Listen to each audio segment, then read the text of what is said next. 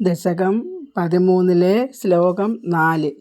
ഗീതാ പാണൗദൈത്യേ ത്വമപി ഗൃഹീതോന്നതഗതോ നിയുക്തേന ക്രീഡൻ ഖടഖടരവോത്കൃഷ്ടവിയതാ രണാലോകൗത്സുക്യാന്മിളതി സുരസംഗേ ദ്രുമമമും നിരുന്ധ്യാ സന്ധ്യാതപ്രഥമമിതി ദാത്രാ ജഗദിഷേ.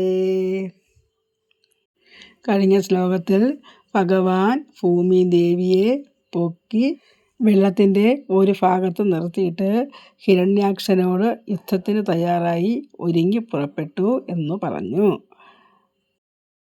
ഗദാപാണോ, കയ്യിൽ ഗദയുമായി ദൈത്യേ വന്നപ്പോൾ ആ അസുരൻ, ത്വമപി നിന്തിരുവടി, നിന്തിരുവടി, ത്വം എന്ന് പറഞ്ഞാൽ നിന്തിരുവടി, ഗൃഹീതോന്നതോ ഗതോ, ആ വലിയ ഗത കയ്യിൽ പിടിച്ചിട്ട്, ഗൃഹീതോന്നതോ ഗതോ ഉന്നത ഗതഹ, ഗൃഹീതോ ഉന്നത ഗതഹ, വലിയ ഗത കയ്യിൽ പിടിച്ചിട്ട് യുദ്ധത്തിൽ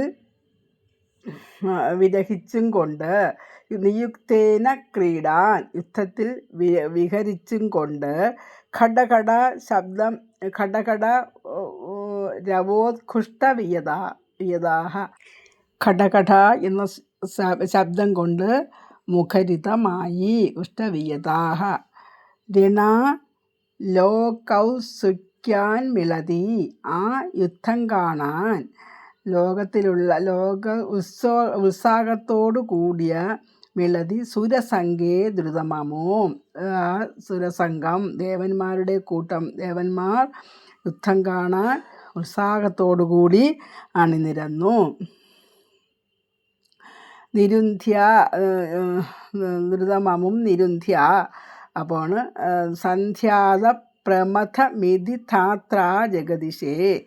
ഇത് ഭഗവാന് എല്ലാം അറിയാമെന്നുള്ള കാര്യമാണെങ്കിലും നിരുന്ധ്യ കൊല്ലണം, സന്ധ്യാത സന്ധ്യയ്ക്ക് മുൻപേ, പ്രഥമമിതി എന്നിപ്രകാരം, ധാത്ര ആ ബ്രഹ്മാവ്, ജഗദിഷേ ഭഗവാനോട് പറഞ്ഞു, സന്ധ്യയ്ക്ക് മുമ്പേ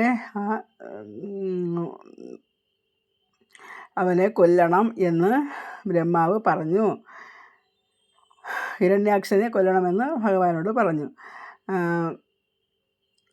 ഭഗവാൻ അറിയാത്ത കാര്യമൊന്നും തന്നെ ഇല്ല. ബ്രഹ്മാവ് പറഞ്ഞപ്പോൾ ഒന്ന് ചിരിച്ചു എങ്കിലും ആ ബ്രഹ്മാവിൻ്റെ വാക്കിനെ അംഗീകരിച്ചു ഭഗവാൻ എന്നാണ് ഇതിൽ ഈ 4 വരിയിലും പറയുന്നത്.